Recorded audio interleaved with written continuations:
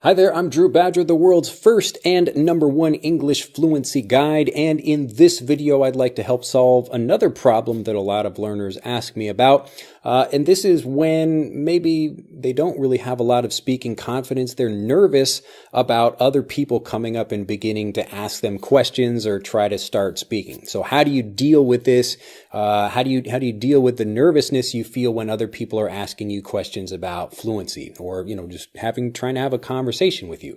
Now, the answer to this is really the same answer that you would give to any situation where you're feeling nervous about something, especially nervous about other people trying to make you interact in some way. In this case, you're speaking, but it begins with preparation. So something I would do when I was struggling with Japanese and trying to learn how to say things and feeling very nervous actually about speaking, is when people would start talking to me, I would think, oh no, I'm actually worried in conversations because I don't know how to respond to people. And even worse than that, people will know that I don't know how to respond to people. I know that's a weird sentence, but it's one thing to have weak ability. But when people know you have weak ability, it really felt very bad for me.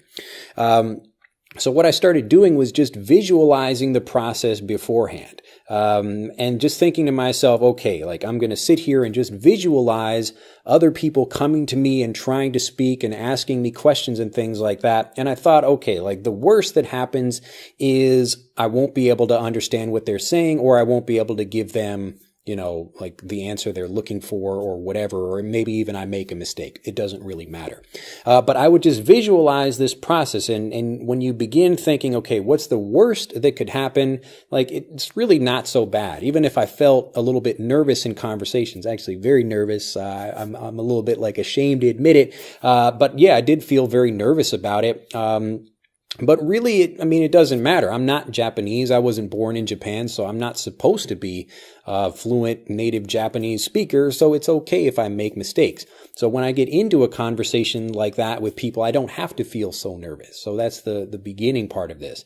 But then also the second step for visualization is that you're imagining yourself actually being confident. It doesn't really matter if you know the language or not. It's just more you feel excited about that coming because you know it's an opportunity for you to learn something. So don't think about it as a chance for you to be embarrassed or for someone to expose you because you don't know how to speak or you might make a mistake. Think about it as a chance to learn something. Wow, somebody is actually coming to me to ask something or to practice with me.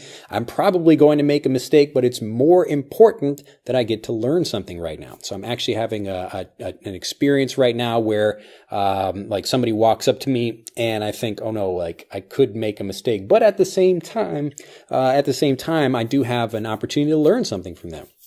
So I could just maybe learn a new word or phrase, or even I just have another opportunity to practice and improve. So there's always that thinking about, excuse me, what's the positive thing that's stronger than maybe the negative thing that I might think is happening. So when you're visualizing this, think about both of these situations when you're not around native speakers.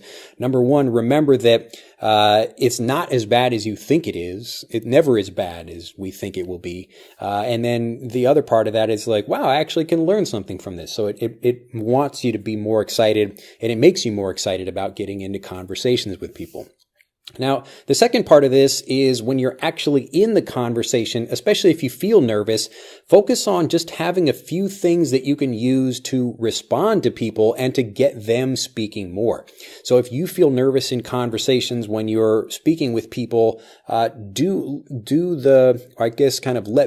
the talking.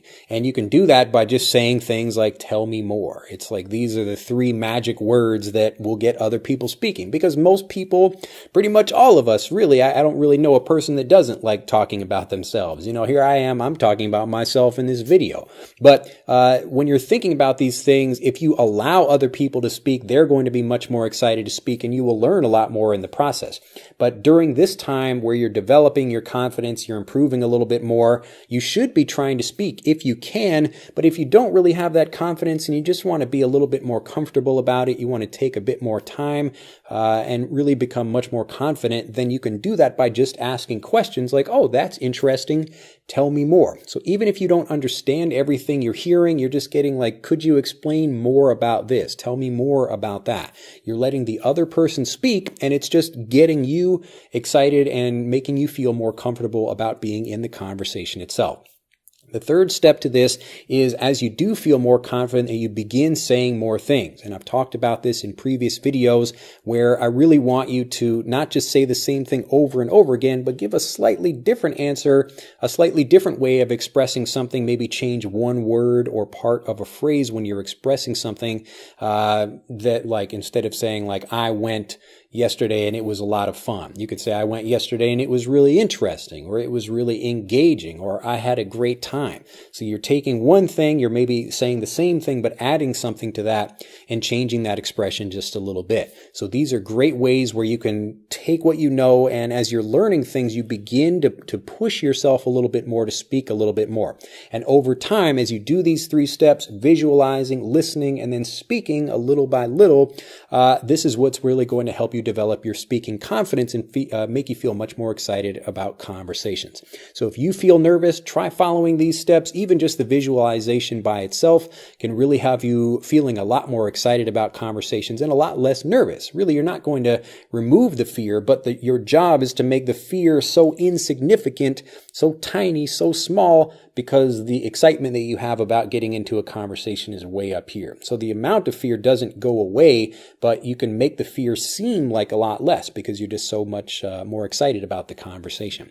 Anyway, if this has been helpful for you, do click on this video, click that like button, and do let me know in a comment down below if you have any questions about what I'm talking about. You can also become a subscriber to the YouTube channel if you haven't already. And if you'd like to learn more about improving your speaking confidence, your fluency, everything else you need in order to become a confident, fluent speaker, do click on the link in this video or on the link in the description below this video. And that will take you to our free English fluency quiz. So this will let you tell us exactly what your problem is. Maybe you struggle with your pronunciation, your listening, or maybe your confidence because you're watching this video. But click on that and we can tell you the exact steps you can take to improve that so you really develop your fluency much, much faster. So click on the link in this video or on the link in the description below this video, and I look forward to seeing you in the video coming up next. Bye-bye.